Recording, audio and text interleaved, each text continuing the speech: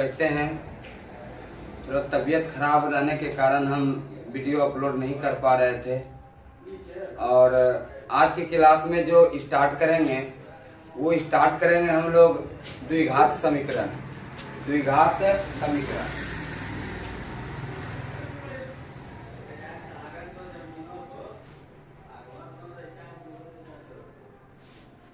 द्विघात समीकरण, ठीक है। अगर ये देखी जाए तो ये आपका क्लास 10th का है, चाहे वो बिहार बोर्ड के बच्चे हो, चाहे वो झारखंड बोर्ड, यूपी बोर्ड, किसी भी स्टेट के बच्चे हैं, सबके लिए ये क्लास यूजफुल है। और साथ ही साथ कॉम्पिटिटिव के जो भी स्टूडेंट तैयारी करते हैं उनके लिए भी ये बेनिफिट होगा। तो चलिए आज की क्लास में हम लोग ये देखेंगे कि ये द्विघात समीकरण होता क्या है और द्विघात समीकरण जो इक्वेशन होता है, मतलब द्विघात समीकरण जो होता है उसको सॉल्व कैसे किया जाता है, कौन कौन से तरीकाएं हैं सॉल्व करने के, ये सारी चीजें आज के क्लास में हम लोग जानेंगे।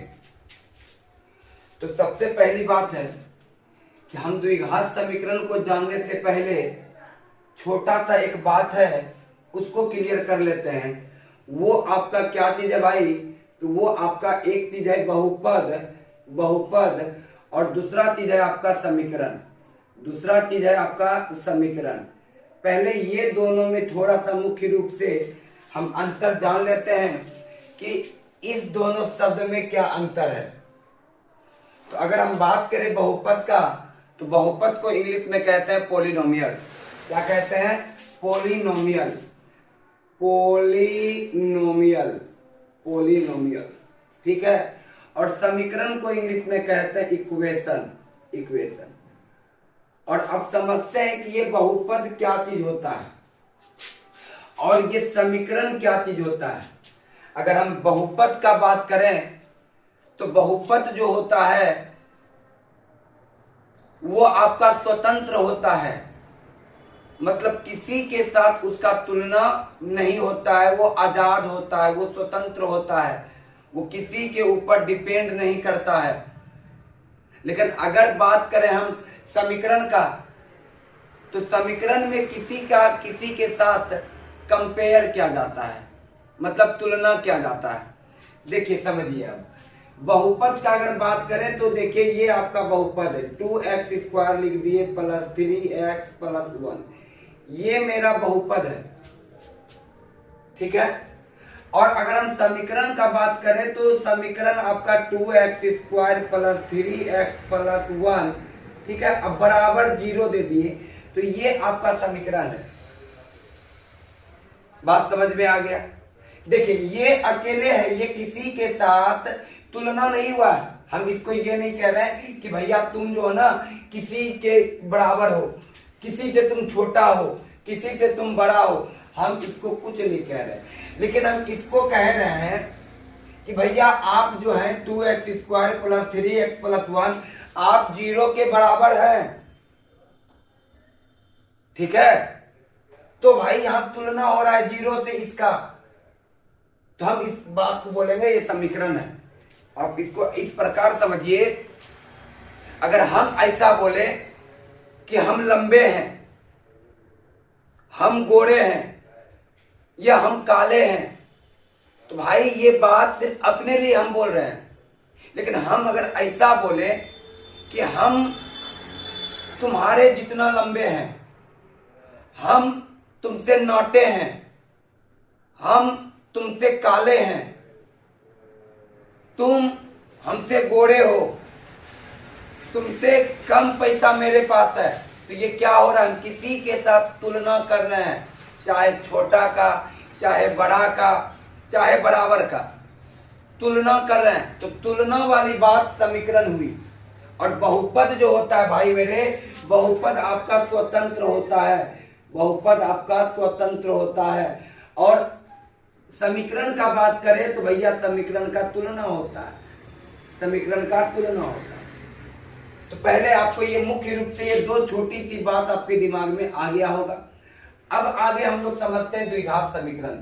क्या बोले भाई? तो द्विघात समीकरण, द्विघात समीकरण मतलब इंग्लिश में बोलेंगे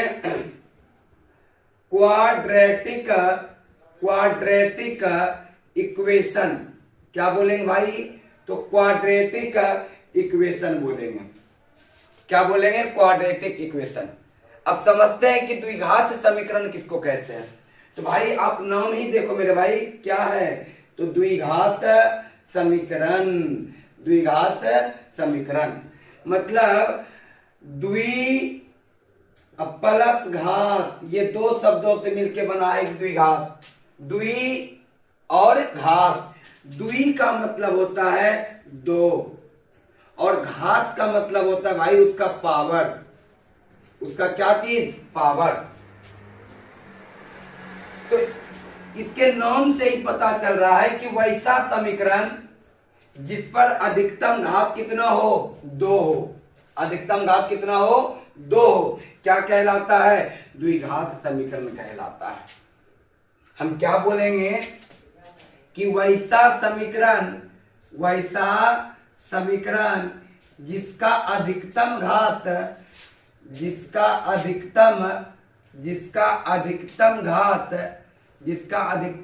कितना हो? दो हो। क्या कहलाता है भाई?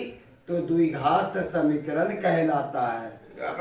द्विघात समीकरण कहलाता है। ठीक है। अब अगर हम बात करें कि भाई ये जो द्विघात समीकरण होता है, द्विघात समीकरण होता है, ये द्विघात समीकरण का वीडियो बन रहा है। वीडियो बना रहे हैं? हाँ, आगे। कहाँ वीडियो? क्या बना रहा है? आगे में यहाँ पे, यहाँ अरे यहाँ पोल पे। तो अगर बात करें द्विघात समीकरण का, तो द्विघात समीकरण का जो रूप होता है फॉर्म ऑफ क्वाड्रेटिक इक्वेशन। अगर हम बात करें कि द्विघात समीकरण का रूप कैसा होता है, तो पहले एक बात यहां हम क्लियर कर लिए कि भाई द्विघात समीकरण का जो हाईएस्ट पावर होगा, मतलब ज्यादा से ज्यादा जो इसमें पावर होगा इस समीकरण का, वो दो होगा भाई। अगर दो से ज्यादा पावर 3 हो गया तो वो द्विघात नहीं हुआ, वो त्रिघात हो जाएगा। अब हम ये देख लेते हैं कि द्विघात समीकरण का जो चेहरा होता है, उसका फेस होता है, देहात में बोले उसका थोथनो होता है, वो कैसा होता है। तो हम आपको बता रहे हैं कि अगर हम एक इक्वेशन लिखते हैं कि भाई 2x² लिख रहे हैं ना, 2x² बराबर जीरो, तो देखिए इसमें जब भी हम लोग पावर चेक करेंगे, पावर ध्यान दीजिएगा, पावर अगर हम लोग चेक करते हैं तो किस पे पावर चेक करते हैं? तो चर पर। किस पे करते हैं भाई? तो चर पर।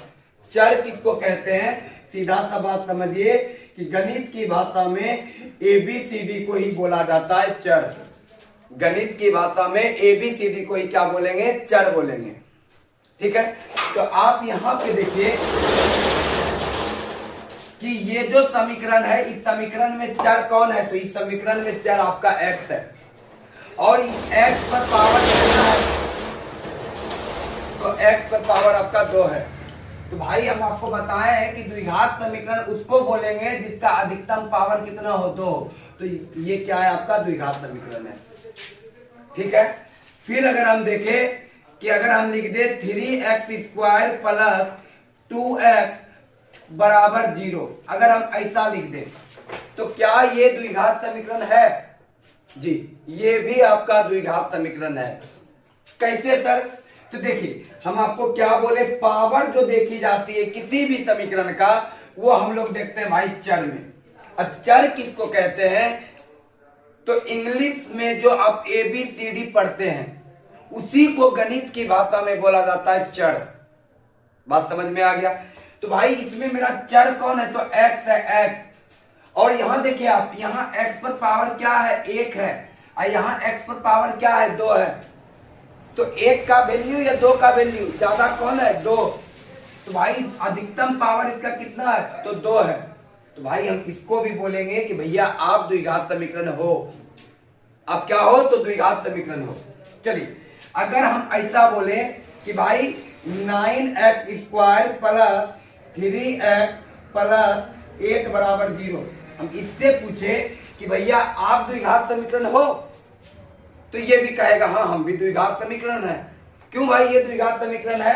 तो देखिए इस समीकरण का जो ज्यादा पावर है वो क्या है, यहां देखिए, यहां x पर पावर 1 है, यहां x पर पावर 2 है, तो हाईएस्ट पावर मेरा क्या है भाई? तो हाईएस्ट पावर मेरा 2 है।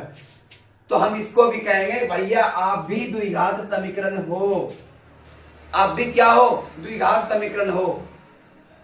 तो हमने आपको 3 एग्जांपल लिया, 1 2 3, और तीनों एग्जांपल में आपने क्या कॉमन देखा? आपने यह देखा कि अगर भैया तुमको द्विघात समीकरण होना है तो तुम्हारा जो हाईएस्ट पावर होनी चाहिए वो 2 होनी चाहिए। हाईएस्ट पावर कितनी होनी चाहिए? 2। कितनी होनी चाहिए? 2। बाकी उससे कम हो जाए लेकिन उससे ज्यादा नहीं होनी चाहिए। अगर पावर 2 के जगह अगर हाईएस्ट पावर 3 हो जाएगा तो वो द्विघात नहीं, वो त्रिघात समीकरण बन जाएगा। तो चलिए हम अब आपको बताते हैं कि द्विघात समीकरण का जो चेहरा होता है, द्विघात समीकरण का जो फॉर्म होता है वो किस रूप में होता है। तो चलिए, तो सबसे पहली बात तो भैया उसमें हाईएस्ट पावर 2 ही होगा। हाईएस्ट पावर क्या होगा? 2 होगा। अब इसमें हम इससे लोएस्ट पावर डाल सकते हैं लेकिन इससे हाईएस्ट पावर नहीं। 2 से हम कम रख सकते हैं क्योंकि गिनती तो 2 ही का होगा, लेकिन इससे हम ज्यादा नहीं रख सकते, 3 नहीं रख सकते हैं।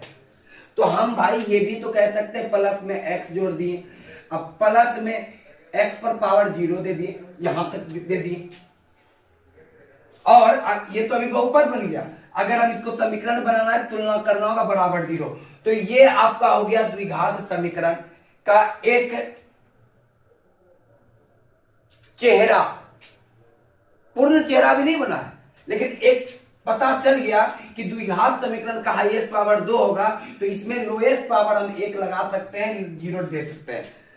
अब समझिए कि इसके जगह पे कोई संख्या आ गया a, और इसके जगह पे कोई संख्या यहां पे आ गया b, और इस जगह कोई संख्या आ गया c। ठीक है, तो हम ये कह सकते हैं, जैसे हम एग्जांपल ले लें कि भैया 3x² प्लस 9x प्लस 2 बराबर 0, तो ये द्विघात समीकरण है। तो देखिए x² के साथ में कौन आया है? 3 आया है, मतलब ये a का मान 3 हो जाएगा। और आप यहां देखिए, यहां भी x, यहां भी x, तो b के जगह पे कौन आया है? तो 9 आया है, मतलब b का मान हो जाएगा 9। और ये देखिए, पहले आप एक बात यहां क्लियर कर लीजिए कि x पर पावर 0 का वैल्यू कितना होता है? 1 होता है। मतलब किसी भी संख्या के ऊपर अगर पावर 0 हो तो उसका वैल्यू 1 होता है। अगर x पर पावर 0 का वैल्यू 1 होता है तो c को अगर 1 से गुना करें तो वो c ही रह जाएगा, मतलब हम इसको c ही बोलेंगे। अब बताइए, यहां ये c कांस्टेंट है, मतलब कोई संख्या है, तो ये c का मान आपका क्या हो जाएगा भैया? तो यहां 2 हो जाएगा। बात समझ में आया? तो हम क्या बोलेंगे कि द्विघात समीकरण का जो रूप होता है वो होता है ax² plus bx plus c बराबर 0 के रूप में द्विघात समीकरण होता है, जहां पर भैया a, b और c जो है ये आपका अचर पद है। अचर पद है, अचर पद का मतलब है भैया ये कोई संख्या है, ये कोई संख्या है। ठीक है, अब आगे समझिए, अगर आपसे कोई क्वेश्चन कर दे आपसे कि x² का गुणांक क्या है, द्विघात समीकरण के लिए बात हो रहा है कि x² का गुणांक कौन है। गुणांक का मतलब हुआ गुना जोड़ अंक, मतलब जिससे वो गुना किया है उसी को उसका गुणांक कहते हैं। गुणांक का मतलब हुआ गुना किया हुआ अंक, जिससे वो गुना किया है उसी को गुणांक बोलेंगे। तो देखिए भैया, x² के साथ में कौन गुना किया है? तो a किया है, तो x² का गुणांक होगा a। अगर हम बोलेंगे कि x का गुणांक क्या होगा, तो x के साथ में कौन गुना किया है? तो b, तो x का गुणांक होगा b। अगर हम बोले कि भाई x पर पावर 0 को हम अचर पद भी बोलेंगे, अचर पद। तो भैया इसमें अचर पद कौन है, मतलब संख्या वाला पद कौन है, तो वो है आपका भैया सी। द्विघात समीकरण क्या होता है, अब चलिए नोट में हम बात आपको समझाते जा रहे हैं, आप ध्यान से इसको उतारते चलिएगा और हम ध्यान रखिएगा, हम नोट में जितना भी बातें लिखाते हैं वो आपके एग्जाम के दृष्टि से बहुत ज्यादा इंपॉर्टेंट है और उसको दिमाग में रखना बहुत जरूरी है, मतलब आपको ध्यान में रहनी चाहिए। तो सबसे पहला बात तो ये क्लियर हो गया कि द्विघात समीकरण का जो रूप होता है, द्विघात समीकरण का जो रूप होता है वो क्या होता है भैया, तो ax² plus bx plus c equal to 0 होता है। जहां पर बात करें अगर a का, b का और c का, तो a b c एक क्या है, तो अचर पद है। क्या है भैया, तो अचर पद है। पहला बात हम लोग अचर पद है, ये हम लोग क्लियर करेंगे। अब नोट का दूसरा पॉइंट ध्यान से देखिए, अगर आपसे कोई क्वेश्चन कर दे भैया x² का गुणांक क्या होगा, गुणांक बोले तो कोफिशिएंट, x² का गुणांक कौन होगा, तो देखिए x² के साथ में कौन लगा है, a, तो ये a होगा। अगर हम बात करें x का गुणांक कौन होगा, तो x के साथ में कौन लगा है, b। अगर हम बात करें अचर पद का या तो बोले x पर पावर 0 का, तो भाई ये कौन है, तो ये आपका हो गया c। हम आपको एक बात बताएं, अभी ध्यान में रखिए इस बात को कि अगर किसी भी संख्या के ऊपर पावर 0 हो तो उसका वैल्यू 1 होता है, उसका वैल्यू क्या होता है, 1 होता है। आपने दो बातें क्लियर कर ली। अब देखिए आगे तीसरा बात, नोट का तीसरा पॉइंट हम आपको ये कह रहे हैं कि भैया एक द्विघात समीकरण 3x² है प्लस 4x है माइनस 5 इक्वल टू 0 है। तो आप बोलिएगा जी सर ये द्विघात समीकरण है क्योंकि हाईएस्ट पावर इसका 2 है, ठीक है। हम ये कह रहे हैं कि अगर इसमें हम पूछें कि a का मान क्या होगा, तो आप बोलिएगा 3, अब b का मान क्या होगा, तो आप बोलिएगा 4 और c का मान क्या होगा, तो आप बोलिएगा -5, ठीक है। अब हम आपको कहते हैं कि भैया ये जो c है, c के जगह पे c का जो ये -5 मान है, अब सिर्फ समझिए फिर आगे आपको इसका रिजल्ट पता चल जाएगा। अगर ये c का मान -5 है, हम इसको 0 करेंगे, हम वहां पे 0 लिखेंगे, तो आप बोलिएगा 3x² प्लस 4x माइनस में यहाँ पे 0 आ जाएगा, तो इस 0 का कोई वैल्यू नहीं है, तो चलिए ये हट गया। तो अब हम आपसे पूछते हैं कि अगर हम c के जगह पे 0 रख दिए, c के जगह पे अगर हम 0 रख दिए, c के जगह पे हम 0 रख दिए, क्या आप इसको अब द्विघात समीकरण बोलिएगा? हाँ, अभी भी आप इसको द्विघात समीकरण बोलिएगा। क्यों बोलिएगा? क्योंकि सर द्विघात समीकरण होने के लिए हाईएस्ट पावर 2 होनी चाहिए। तो भैया हम इस समीकरण को देखें तो इस समीकरण का हाईएस्ट पावर 2 है ना, तो हम इसको बोलेंगे भैया आप द्विघात समीकरण हो, मतलब c को 0 रहने से कोई प्रभाव नहीं पड़ा। अब मेरा मन कह रहा है कि भैया हम b का मान 0 करेंगे, b का मान 0 करेंगे। तो चलिए b का अगर मान 0 करते हैं तो b का मान 4 है, इस 4 के जगह पे हम 0 करेंगे, ठीक है। तो क्या हो जाएगा 3x² प्लस 0x माइनस 5 बराबर 0, ये होगा। अगर 0 को x से गुना करेंगे तो वो 0 ही रह जाएगा और 0 को जोड़े चाहे घटाएं कोई फर्क नहीं पड़ेगा, मतलब ये -5 बराबर 0 ये आएगा। अब हम आपसे ये पूछे कि भैया एक बात बताओ कि ये द्विघात समीकरण है, तो आप बोलोगे जी सर ये भी द्विघात समीकरण है।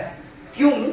क्योंकि द्विघात समीकरण होने के लिए हाईएस्ट पावर 2 होने की जरूरत है। और हम अगर गुरु ये बात यहां देखें कि क्या इसका हाईएस्ट पावर 2 है, तो हाँ 2 है, इसलिए ये भी द्विघात समीकरण है।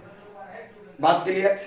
अब मेरा मन कह रहा है कि भैया हम a को 0 कर दे, a को 0 कर दे, तो चलिए हम a को 0 करते हैं, मतलब ये 3 के a का मान जो 3 है इस जगह 0 करेंगे, तो 0x² अब प्लस में हो जाएगा भैया आपका 4x माइनस में 5 बराबर 0। अब इसको आगे अगर सॉल्व करेंगे, 0 को गुना करेंगे तो 0 हो जाएगा, और चाहे जोड़े चाहे घटाए कोई फर्क पड़ने वाला नहीं है। तो क्या बचेगा, 4x माइनस 5 बराबर 0, ये बचेगा। अब हम आपसे ये क्वेश्चन करें कि भैया क्या ये द्विघात समीकरण है, तो आप बोलिएगा कि नहीं सर ये द्विघात समीकरण नहीं है। क्यों नहीं है? क्योंकि द्विघात समीकरण होने के लिए अधिकतम पावर 2 होनी चाहिए। अगर हम यहाँ पे देखें तो यहाँ पे x पर पावर 1 है, तो ये द्विघात समीकरण नहीं बल्कि ये एकल घात समीकरण है। तो आपने क्या समझा, आपने ये नोट के तीसरा नंबर पॉइंट से ये समझा कि द्विघात समीकरण होने के लिए a का मान कभी भी 0 के बराबर नहीं होनी चाहिए। a का मान 0 के बराबर नहीं होनी चाहिए, बाकी b 0 हो जाए कोई दिक्कत नहीं, c 0 हो जाए कोई दिक्कत नहीं, लेकिन भैया a की मान 0 नहीं होनी चाहिए। आपने देखा कि अगर a का मान 0 हुआ तो ये द्विघात नहीं, ये आपका एकल घात समीकरण बन गया, एकल घात समीकरण बन गया। तो नोट का तीसरा नंबर पॉइंट से ये बात क्लियर हो गया कि a equal to not 0। Note का ये तीसरा नंबर पॉइंट हम आपको एग्जांपल के माध्यम से इस बात को समझाएं कि ये जो द्विघात समीकरण का रूप होता है ax² plus bx plus c equal to 0, इसमें a का मान कदापि 0 के बराबर नहीं होनी चाहिए। 0 छोड़ के कुछ भी हो जाए लेकिन 0 नहीं होनी चाहिए। बात क्लियर है? अब आगे समझते हैं नोट का चौथा पॉइंट। नोट का चौथा पॉइंट अगर हम आपको बोले, फिर एग्जांपल समझिएगा एग्जांपल के माध्यम से। अगर हम आपको बोले कि भैया ये x² का मान 4 है या x² माइनस 4 बराबर 0 है, ऐसा है। अब हम आपको बोल रहे हैं भैया इसका मान निकालिए, तो आप क्या कीजिएगा कि x² बराबर 4, ठीक है, क्योंकि ये माइनस बराबर के दूसरे तरफ जाके ये प्लस बन गया। अब अगर ये x है, क्योंकि ये स्क्वायर है, तो ये अंदर जाकर के उधर जाकर के ये बन जाएगा रूट, ठीक है। अब आप हमको बताइए इस 4 को अगर हम लिख सकते हैं तो 2 गुना 2 भी लिख सकते हैं, और इस 4 को -2 गुना -2 भी लिख सकते हैं, ठीक है। अब आपको इतना पता है कि ये रूट बोले तो वर्गमूल, वर्गमूल का मतलब होता है 2 गो का 1 गो बाहर, तो यहाँ 2 गो 2 है तो 1 गो 2 बाहर हो जाएगा, यहाँ पे 2 गो -2 है तो 1 गो बाहर हो जाएगा। तो इस प्रकार से आपने देखा कि x का 2 मान आया, एक तो 2 आया और एक -2 आया। क्यों ऐसा आया? क्योंकि भैया ये द्विघात समीकरण है, मतलब जो जिस घात वाला इक्वेशन होगा उसमें जो चर का मान होगा उतने ही संख्या होगा। मतलब अगर द्विघात समीकरण है तो द्विघात समीकरण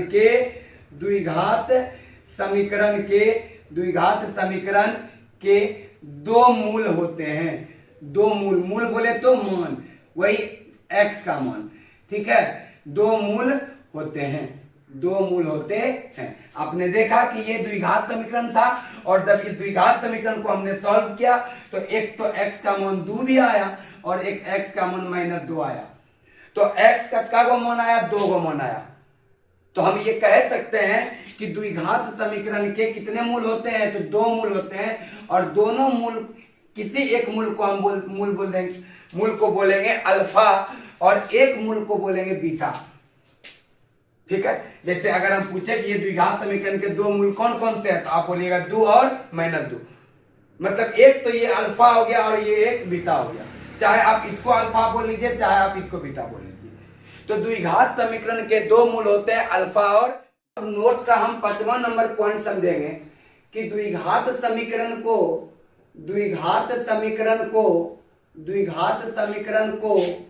हल करने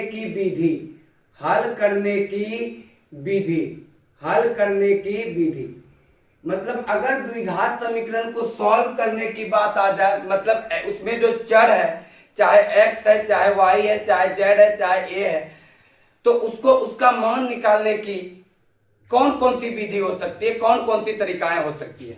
तो सबसे पहला तो भैया आपका हो गया सरल तरीका, सरल विधि।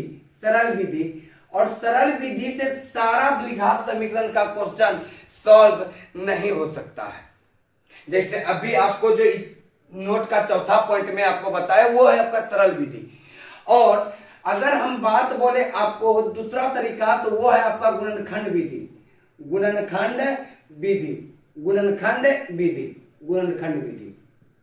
और इस विधि को आप बहुपद वाले चैप्टर में पढ़ लिए होंगे, ठीक है। और तीसरी जो विधि है वो आपका है द्विघातीय विधि।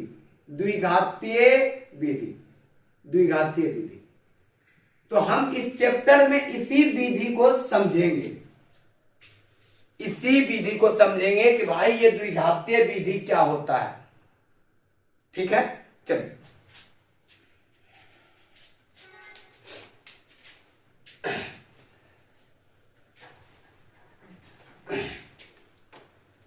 अब हम लोग समझेंगे कि ये द्विघातीय विधि क्या होता है। द्विघातीय विधि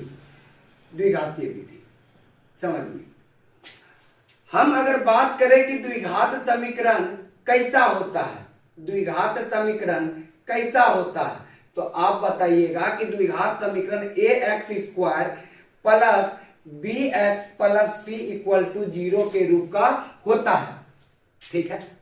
हमको भैया x का मान निकालना है और हम इस बात से क्लियर हैं कि अगर ये द्विघात समीकरण है तो द्विघात समीकरण के दो मान आएंगे, मतलब दो मूल होंगे, जिसमें एक को अल्फा बोलेंगे और एक को बीटा बोलेंगे, ठीक है।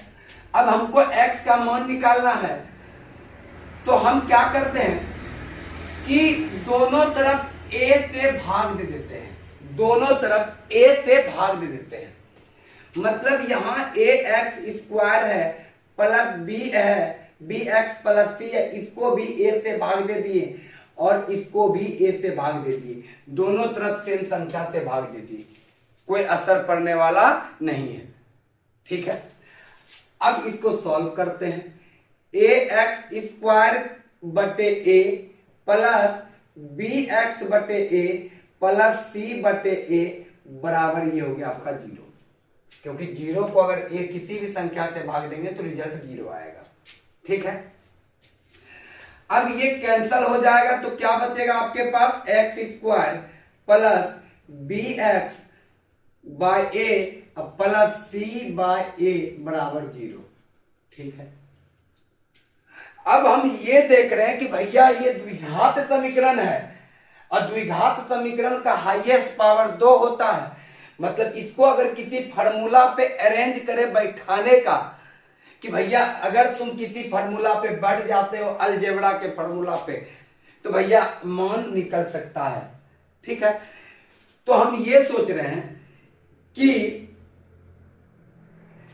फार्मूला जो होता है a प्लस b का होल स्क्वायर, ठीक है, या तो हम x प्लस y का होल स्क्वायर बराबर होता है x² plus y² plus 2xy, ये होता है फार्मूला। अगर हम इसको x का होल स्क्वायर बोल दें, ठीक है, और प्लस में क्या है 2xy, तो 2 और x के जगह पे क्या मान है, यहाँ पे x के जगह पे क्या मान है x ही है, और b के जगह पे क्या रखे जो ये पुर जाए मेरा। देखिए ये 2 यहां पे नहीं है तो हमको 2 से भाग देना होगा। यहाँ x का x मिल ही रहा है, या b और a है तो हमको b बटे a चाहिए। अगर हम अब इसको सॉल्व करते हैं तो देखिए ये 2 से 2 कैंसिल हो जाएगा और xb अब बटे में क्या आ जाएगा आपका a आ जाएगा। तो क्या देखें कि अगर हम इसको x मान ले तो ये x का स्क्वायर हो गया और यहाँ हो गया 2xy, तो y के जगह पे कौन आया, तो y के जगह पे आपका आया b बटे 2a। अगर हम इस फार्मूला पे बैठाएं, इस पे बैठाएं तो कैसे बैठेगा, तो b के जगह पे आपका क्या, y के जगह पे क्या आया भाई आपका b बटे 2a आया। और फॉर्मूला कहती है कि भैया वाई स्क्वायर होनी चाहिए, तो वाई के जगह पे ये आया, इसको हम स्क्वायर के फॉर्म में अपने मन से लिख दिए। अब आप बोलिएगा कि अगर आप अपने मन से इसमें जोड़ रहे हैं तो इस पे असर पड़ जाएगा। कहने का मतलब अगर मेरे पास पहले से 3 है, अगर हम अपने मन से इसमें 2 जोड़ दें तो इसको इस पे असर पड़ जाएगा।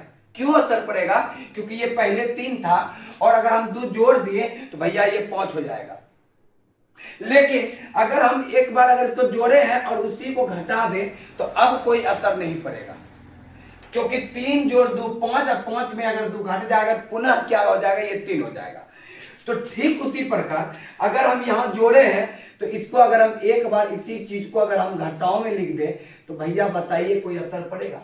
कहने का मतलब है ये दोनों सेम चीज, दोनों खत्म हो जाएगा, ये 2 से 2 खत्म, bx बटे a आ जाएगा, ये x स्क्वायर का x स्क्वायर आ जाएगा। मतलब यहां से यहां तक पूरी गया। अब बचा मेरे पास क्या, प्लस में है c बटे a बराबर क्या 0। देख लीजिए यहां तक क्लियर है। अब अगर हम आगे देखें तो यहां देखिए x square plus 2xy plus y square, क्या ये ए एक्स प्लस वाई का होल स्क्वायर पे ये बैठा है? तो हम बोलेंगे एक्स प्लस वाई के जगह पे कौन आ जाएगा, b बटे 2a का होल स्क्वायर पे ये बैठा है, यहां से लेके यहां तक। देख लीजिए एक बार आराम से आप देख लीजिए। अब क्या है मेरे पास ये है माइनस b बटे 2a का होल स्क्वायर अब प्लस में है c बटे a बराबर 0, ये है मेरे पास। चलिए फिर आगे बढ़ते हैं। अब हम इसको क्या करेंगे तो x प्लस क्या है भाई, तो b बटे 2a b बाई 2a का होल स्क्वायर और इधर क्या हो जाएगा, ये माइनस में है, बराबर के उस तरफ इसको भेजेंगे तो ये माइनस हो जाएगा प्लस, ये प्लस उधर जाके हो जाएगा माइनस। तो कुल मिलाकर मेरे पास क्या हो जाएगा, b स्क्वायर बटे 4a स्क्वायर हो जाएगा, क्योंकि ये स्क्वायर 2 का स्क्वायर 4 a का, ये माइनस में उधर जाके प्लस में, ये प्लस में उधर जाके ये c बटे a हो जाएगा माइनस में। देख लीजिए यहां तक बात क्लियर है? ठीक है, अब आगे बढ़ते हैं। x प्लस b बटे 2a का होल स्क्वायर बराबर, अगर यहाँ एलसीएम का बात करें तो एलसीएम हो जाएगा 4a स्क्वायर, यहाँ b स्क्वायर माइनस a से अगर इसको भाग देंगे तो 4a बचेगा, अब 4a को c से गुना करेंगे तो 4ac आएगा। ठीक है, अब x प्लस b बटे 2a अगर यहाँ स्क्वायर है तो इस तरफ आकर के ये हो जाएगा रूट में, b स्क्वायर माइनस 4ac बटे 4a स्क्वायर। चलिए अब क्या होगा, x प्लस b बटे 2a बराबर रूट के अंदर क्या है, b स्क्वायर माइनस 4ac, अब 4 का वर्गमूल 2 और a स्क्वायर का वर्गमूल a, और रूट से बाहर निकल रहा है तो ये प्लस और माइनस दोनों में आ जाएगा। ठीक है, अब आगे देखते हैं क्या है भाई, तो x का ही तो मान निकालना है हमको, तो अब x को रहने दिए और ये वाले भैया को बोले भैया आप भी उस तरफ चले जाओ, तो ये प्लस में उधर जा करके ये बन जाएगा माइनस में 2a, यहाँ पे प्लस और माइनस है और रूट अंदर क्या है b स्क्वायर माइनस 4ac बटे 2a, ये है मेरा। ठीक है, फिर अगर हम x का मान निकालें तो क्या होगा, एलसीएम तो भैया 2a हो जाएगा, हम minus b plus minus root under d but d plus minus b square minus 4ac। तो इस फार्मूला की मदद से अब हम, ये एक फार्मूला आपका बन के आ गया और इस फार्मूला के मदद से अब हम द्विघात समीकरण में x का मान निकाल लेंगे। ठीक है, अब ध्यान से इस फार्मूला को देखिए। इस फार्मूला को जिस गणितज्ञ ने सबसे पहले दिया था उस गणितज्ञ का नाम था श्रीधराचार्य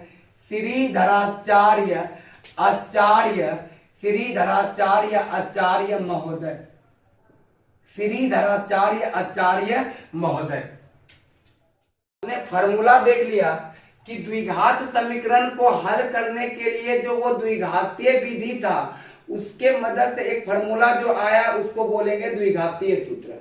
और वो फार्मूला क्या था, x बोले तो मूल, मतलब मूल मूल मतलब मान एक्स, ठीक है। मान निकालने का फॉर्मूला क्या आया, minus b plus minus root under b square minus 4ac बटे 2a, ये आया। और इसी सूत्र को सबसे पहले किस गणितज्ञ ने दिया था, तो श्रीधराचार्य आचार्य महोदय। और इसी सूत्र को कहते हैं द्विघातीय सूत्र, द्विघातीय सूत्र, द्विघातीय सूत्र। बात क्लियर है, द्विघातीय सूत्र।